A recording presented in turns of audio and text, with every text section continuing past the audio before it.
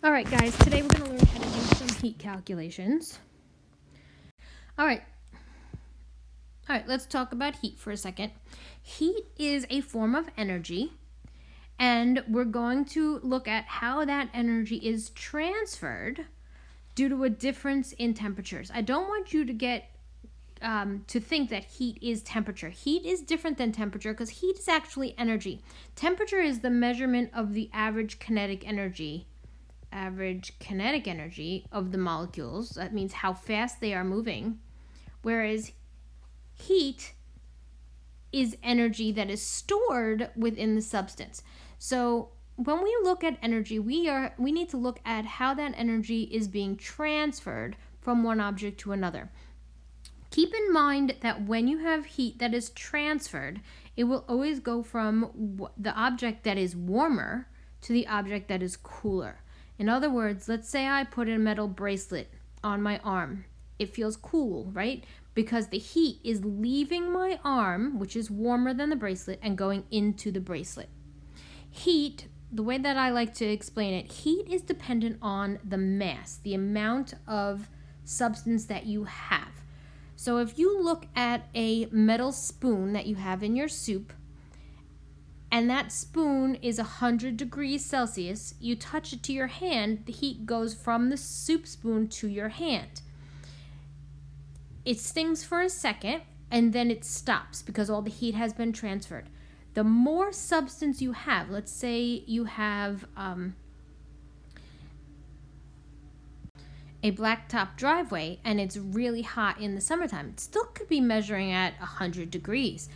But when you step on that blacktop driveway, it doesn't stop heating up your feet because there's a lot more heat stored in that blacktop driveway.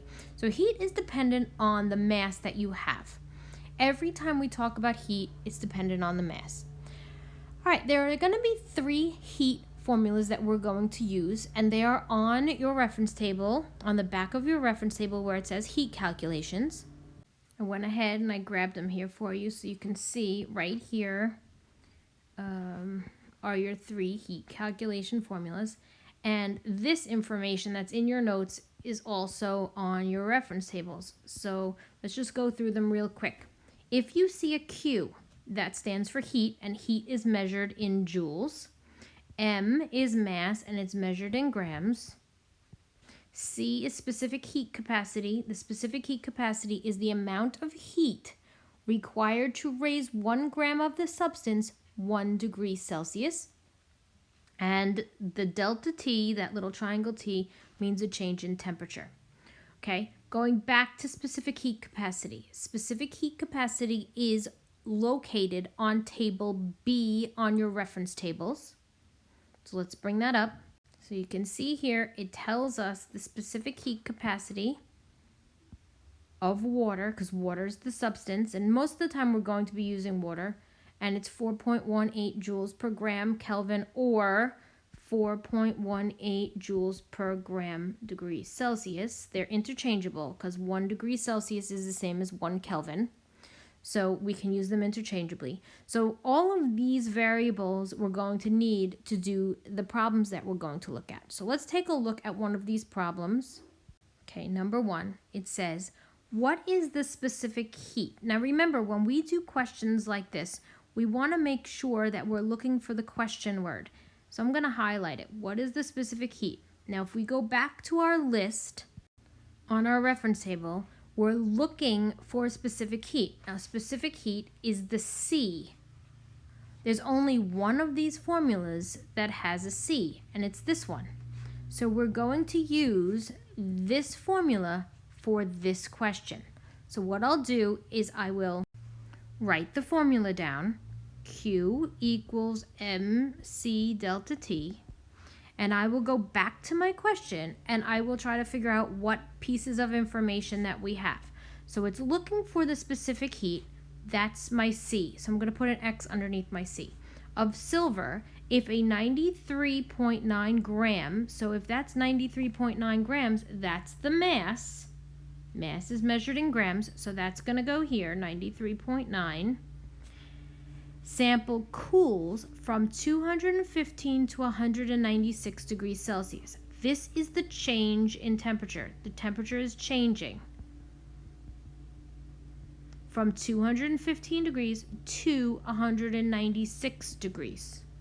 When I take the difference between the 215 and the 196, I get 19 degrees. That's my change in temperature. And it's telling me there's a loss of 428. I'm losing heat, so it's getting cooler. 428 joules of heat, because Q, this is Q, is heat measured in joules. Now I can just do some fancy math, and I'm going to get X equals 0.20. That's specific heat. So if I want to know what the units are going to be, I'm going to look at my specific heat on table B, and I'm going to see that my specific heat capacity is joules per gram Kelvin, or 0.20 joules per gram degree Celsius. Okay, because my temperature was in Celsius, this is the one I'm going to pick. All right, let's try another problem. Again, when we read our question, we got to figure out what they're asking us for. First off, when I start reading this, it tells me if 100 joules. Soon as I see the word joule, or J for joule, I know that's heat. Where's my pen? Heat. Okay, and I must be dealing with a heat question. Are added to 20 grams of water at 30 degrees Celsius, what will the final temperature of the water be? All right, this one's a little bit tricky, so let's take a look. What formula are we going to use? That's the first thing we have to do. Which one of these three formulas is the only one that's going to have temperature in it? And it's this one right here. Okay, that's the only one that has temperature in it. We'll get to these two in a little bit, but that one has temperature in it. So let's take a look and write that formula down.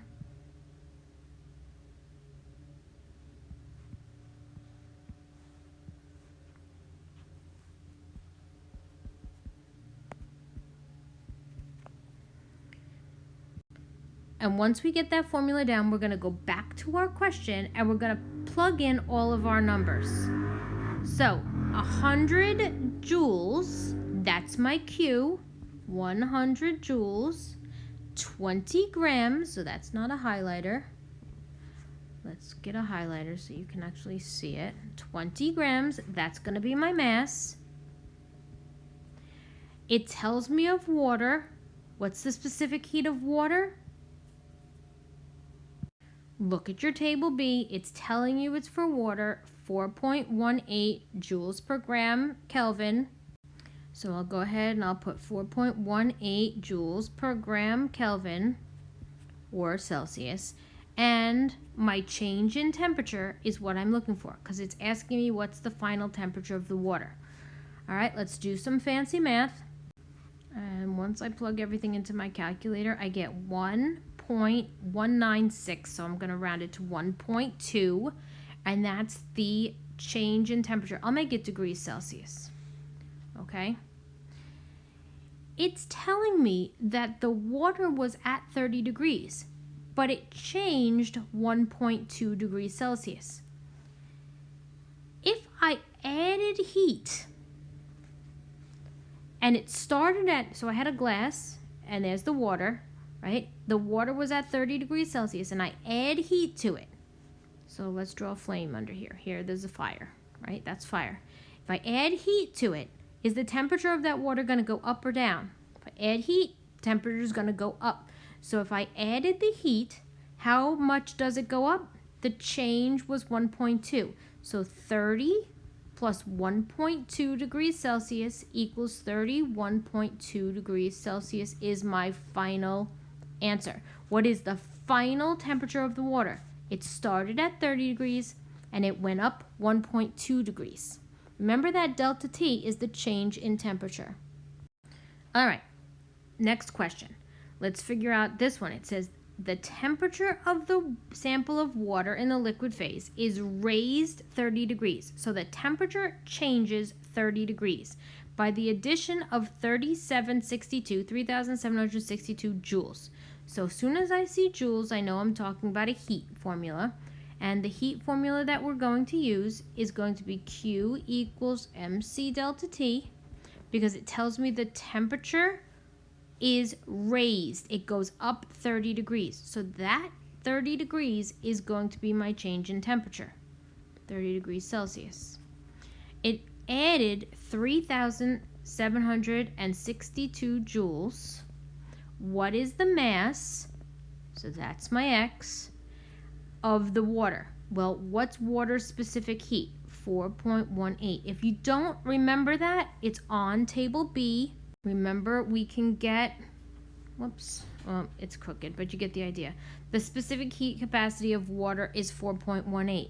Now we'll do some math. X equals 30 grams of water. Just happens to be the same as the temperature. So you could check my math. Okay? All right, now let's move on to one of the other formulas. Why can't we use this equation, the one we've been using for the last 3 problems, to calculate the heat involved in melting or boiling? Well, remember from the last lessons that we did that when we are melting or when we are boiling, there is no change in temperature. That's why we can't use that equation. So we have 2 other equations. We're going to start with the one that would be used for this section of the graph where we are melting. That's going to be Q equals MHF. HF is fusion, and fusion in chemistry means melting. So when we use this equation, we're going to take the mass in grams and multiply it by the amount of heat required to melt the substance. And that HF is given to you on table B as well. So it's right there. Heat of fusion, I kind of pushed it off the screen there, but heat of fusion is going to be 334 joules per gram. So let's say we take a look at this question. It says, how many joules? Joules is heat. What formula are we going to use? Well, it uses the word melt. So if you're melting, you have to use Q equals MHF. 255 grams because mass is grams. Heat of fusion is 334 joules per gram. And all we have to do is multiply those 2 to get our Q.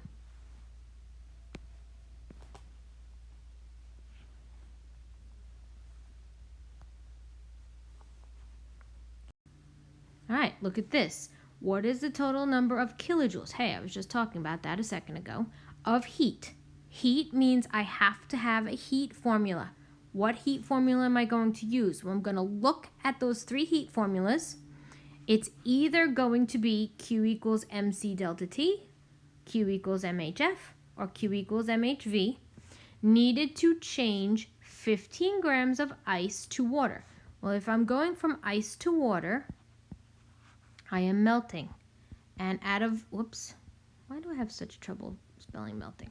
All right, if I am going from ice to water and I'm melting, what formula am I going to use? Q equals MHF. HF, again, means melting.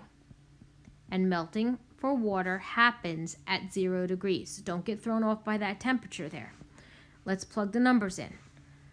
15 grams is mass. Heat of fusion is 334 joules per gram. When I do the math, I get 5,010 joules of heat. That's joules. How do you convert it to kilojoules? Divide it by 1,000. 5.01 kilojoules of heat. I know I'm going fast, but you can rewind me. That's the beauty of videos. All right. In question 1, which is the question we just did, is heat being absorbed or released? Okay. If we are melting ice and it's turning to a liquid, is heat going in or is heat coming out? Of course it's going in because you have to put heat in to melt the ice.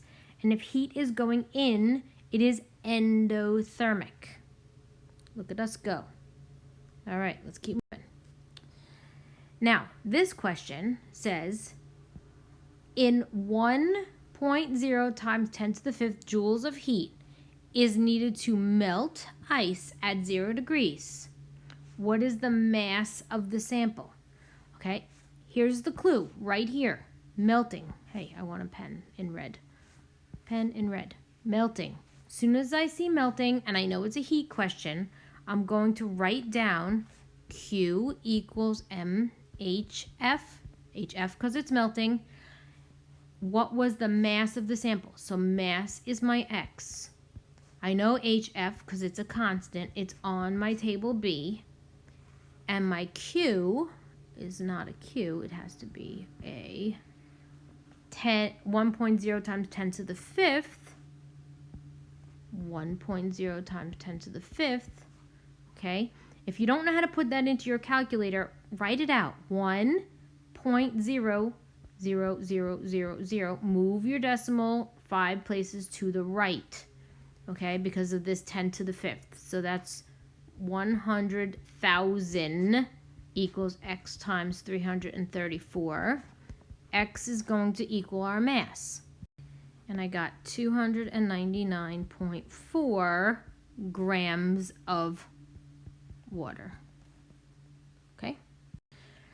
Now, the same thing happens with heat of vaporization. Heat of vaporization is just like fusion, except for now we're not melting, we are vaporizing from a liquid to a gas.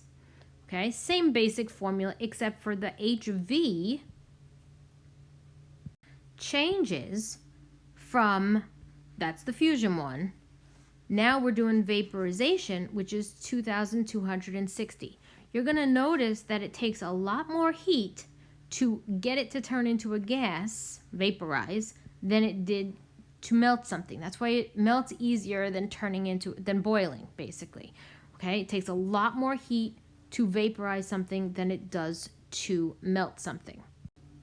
So let's take a look at this question. It says how many kilojoules, or kilojoules again. Remember, when we get the answer, it's going to be in joules, of energy are required to vaporize, turn into a gas, 423 grams of water at 100 degrees. It vaporizes when it boils, and water is going to boil at 100 degrees. Let's write our formula. Q equals MHV, vaporize. We have 423 grams. We know our heat of vaporization from table B is 2,260 joules per gram. I got that from table B. And then I just calculate my Q. My Q is 955,980 joules. They asked me for kilojoules, so I'm going to divide this by 1,000, and I'm going to end up with 955 kilojoules. 0.980, but we don't have to write that down. All right, let's do this one. What is the total number of kilojoules required to completely boil? When you boil something, you're turning it into a gas, right? That's a vapor. 100 grams of water at 100 degrees Celsius. So we're going to use the Q equals MHV formula again. 100 grams of water, 2,260 joules per gram for my heat of vaporization. And then my Q, I get 226,000 because I multiplied it by 100. And then I'm going to divide it by 1,000, and I'm going to get, that's joules, I'm going to get 226 kilojoules of heat. Remember, to go from joules to kilojoules, we divide by 1,000. Okay, let's try this question. At 1 atmosphere of pressure, who cares? 25 grams of a compound at its normal boiling point are converted to gas by adding this much heat. What is the heat of vaporization? Okay, so this is a nice easy question because they said heat of vaporization. There's only one formula that we have that has heat of vaporization. Q equals MHV. We are looking for the HV. We have the mass, 25 grams. The Q is 34,400. We're going to figure out what the X is. That's going to be my HV. And I got 1,376 joules per gram. If you don't know what the units are, just look at the units for heat of vaporization on table B. Okay? All right, I know I went fast, but again, that's the beauty of these videos, that you can rewind me and watch it 1,000 times. So use these examples to try to do some of the questions that I'm going to give you on your Google Classroom and see if you can get them right. Okay? All right, till next time.